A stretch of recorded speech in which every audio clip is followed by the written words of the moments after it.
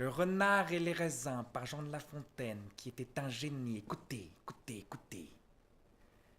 Certains renards gascons, d'autres disent normands. Jean de La Fontaine ne balance pas entre gascon et normand. Jean de La Fontaine a décidé de décider plus tard. Mourant presque de faim, vit en haut d'une treille des raisins mûrs apparemment et couverts d'une peau vermeille. La puissance de la phrase. Le rythme de Jean de La Fontaine, c'est énorme. Le galant en eût fait volontiers un repas, mais comme il n'y pouvait point atteindre la puissance du verbe atteindre, ils sont trop verts, dit-il, et bons pour des goujats. Et là, Jean de La Fontaine a le génie de finir par une phrase interrogative. Écoutez, écoutez, écoutez.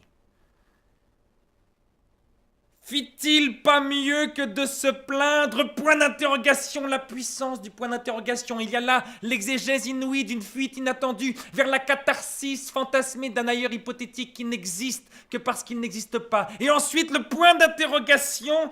Fit-il mieux que de se plaindre? Fit-il mieux que de se plaindre? Point d'interrogation. Le point d'interrogation est aussi de Jean de La Fontaine et c'est ça qui fait sa force. Jean de La Fontaine était un génie.